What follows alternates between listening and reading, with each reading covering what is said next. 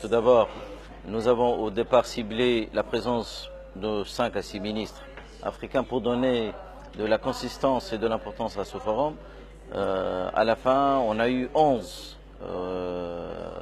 ministres africains, 4 secrétaires généraux et on a 2 qui n'ont pas pu venir à la dernière minute parce qu'il y a eu des retards de vol et ils avaient de toutes les façons raté l'ouverture du forum. De 2, nous avons en quelque sorte aussi garanti le soutien du gouvernement tunisien, l'appui des ministères concernés. Et je pense que cela nous a permis aussi de sensibiliser tout le monde par rapport à l'intérêt que porte la Tunisie en matière d'enseignement supérieur et de formation. On a aussi réussi à mettre les projecteurs sur les problèmes des jeunes étudiants et stagiaires africains en Tunisie. De 3, on a réussi aussi à attirer l'attention internationale sur la Tunisie en tant qu'acteur majeur sur l'Afrique.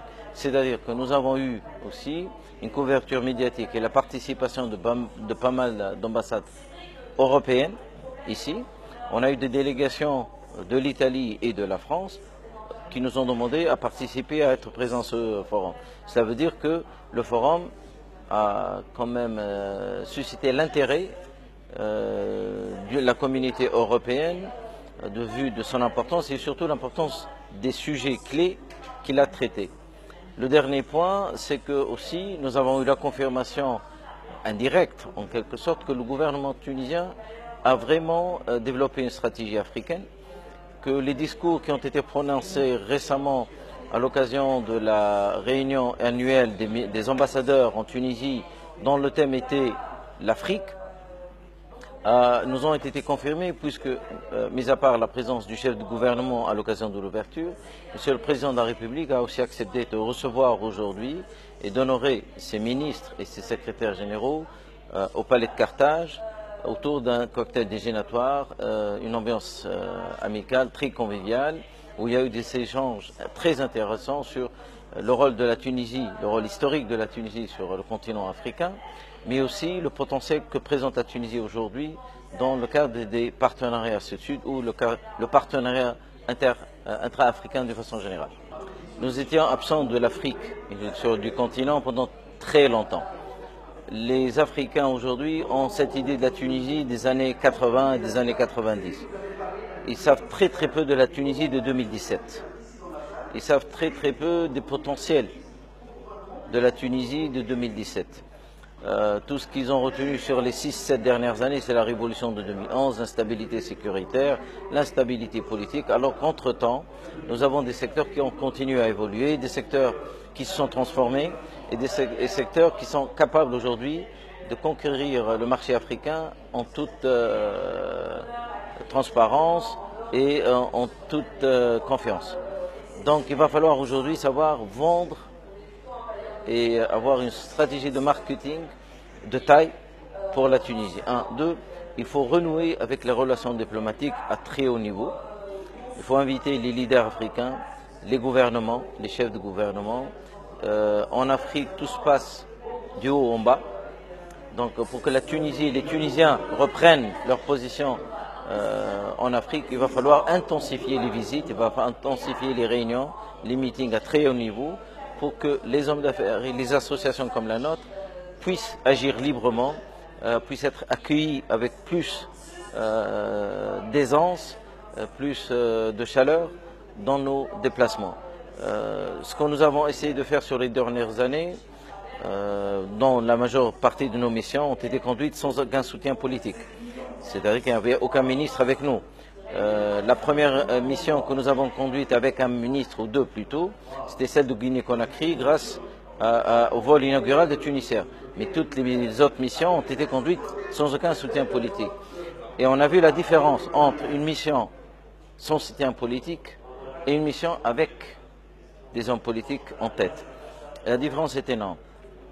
Vous avez plus de soutien, vous avez l'autre gouvernement qui est à l'écoute, parce que les pays africains que nous ciblons ont tous une histoire extraordinaire avec la Tunisie. Ils veulent renouer avec ça. Et quand ils voient qu'il y a une présence politique dans la délégation, ils considèrent ça comme un signal fort que la Tunisie veut reprendre. Veut reprendre avec les accords bilatéraux, veulent reprendre avec les commissions mixtes, veulent reprendre avec les échanges à très haut niveau. Et ça, c'est très très important. C'est ce qu'il faut développer sur les 3 prochaines années. Les problèmes des étudiants étrangers et des stagiaires africains en Tunisie est l'un des problèmes majeurs que nous essayons de traiter bien avant le forum. Nous avons entamé depuis 2 mois des réunions hebdomadaires avec les différents responsables des différents ministères pour identifier les problèmes, voir leurs sources, qu'elles soient législatives, administratives ou autres. Et maintenant, nous sommes passés au stade de trouver des solutions, c'est-à-dire proposer au gouvernement des mesures concrètes, une nouvelle législation complète pour résoudre ce problème une bonne fois pour toutes.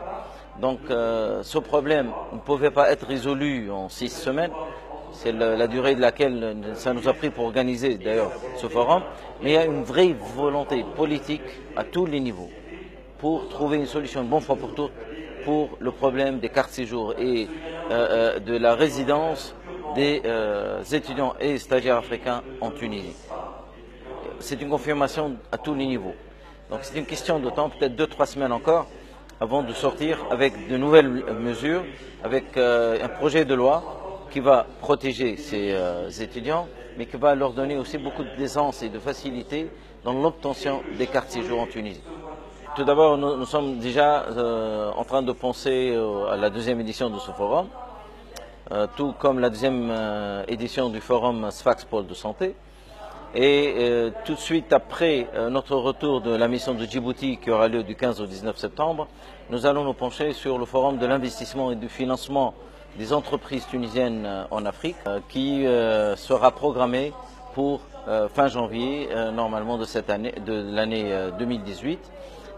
C'est un forum qui va traiter d'un sujet très important, un sujet critique qui est un handicap pour le moment, qui est le financement du commerce intra-africain. Les investissements des industriels, des opérateurs économiques tunisiens dans les pays africains, c'est un élément essentiel de la stratégie de la Tunisie sur l'Afrique. Il faut investir localement, il faut s'implanter dans ces pays et il faut aussi des moyens pour financer ces investissements. Il faut aussi savoir comment financer le commerce. Et ce forum sera tenu avec le soutien et la coopération des banques internationales qui opèrent sur le continent africain, à savoir l'Afrexim Bank, la Banque islamique de développement, la BAD, la Banque mondiale et certainement d'autres banques commerciales panafricaines qui veulent développer des relations avec la Tunisie.